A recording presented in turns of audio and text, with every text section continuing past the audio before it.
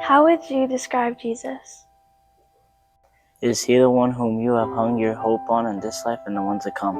The book of Hebrews tells us that God describes Jesus saying, God, after he spoke long ago to the fathers, in the prophets, in many portions, and in many ways, in these last days has spoken to us in his Son, whom he appointed heir of all things, through whom also he made the world. And he is the radiance of his glory and the exact representation of his nature, And upholds all things by the word of his power. When he had made purification of sins, he sat down at the right hand of the Majesty on high. having become as much better than the angels, as he has inherited a more excellent name than they. For to which of the angels did he ever say, "You are my Son, today I have begotten you"? But of the Son he says, "Your throne, O God, is forever and ever, and the righteous scepter is the scepter of his kingdom." you have loved righteousness and hated lawlessness. Therefore God, your God, has anointed you with the oil of gladness above your companions. So, who is this Jesus? Jesus is the grace of God come to earth. You see an act of outrageous rebellion.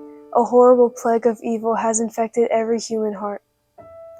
its name is sin. Sin. Sin. Sin. Sin. And because this is a matter of the heart, our greatest problem in life is us. And this is something we cannot escape.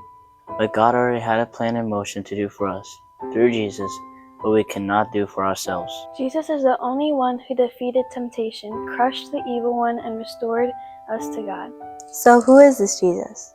The prophets of old painted this portrait of him. For a child will be born to us, a son will be given to us. And the government will rest on his shoulders.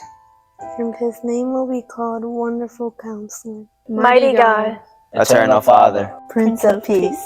There will be no end to the increase of his government or of peace. on the throne of David and over his kingdom, To establish it and uphold it with justice and righteousness, from then on and forevermore. The zeal of the Lord of hosts will accomplish this.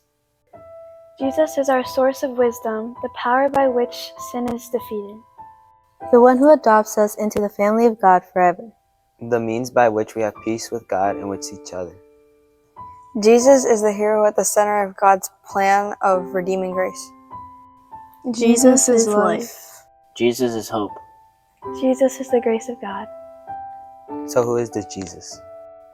He is the promised Messiah, the one whom was promised by God through the prophet Micah. But as for you, Bethlehem Ephrathah, too little to be among the clans of Judah.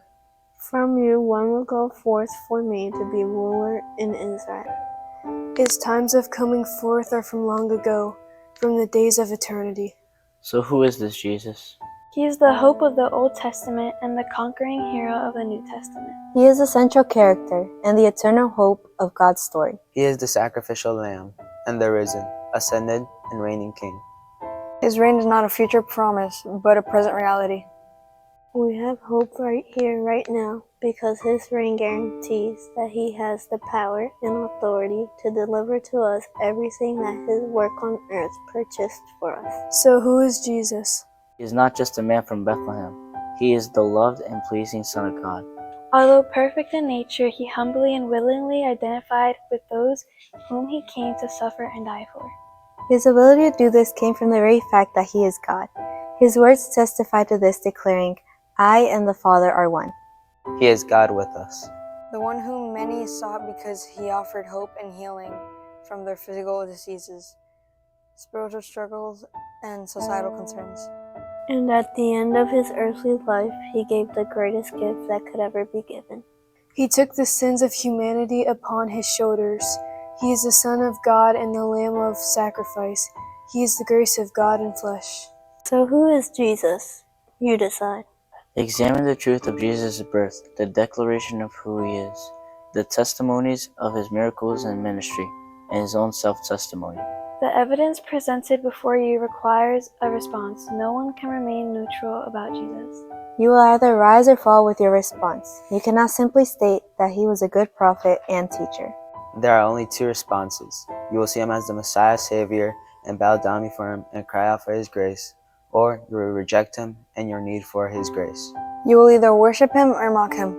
You will confess your need for Him, or you will turn in independence away from Him. The great line that divides humanity is not political, economic, social, or ethnic. No, the great fault line is Jesus.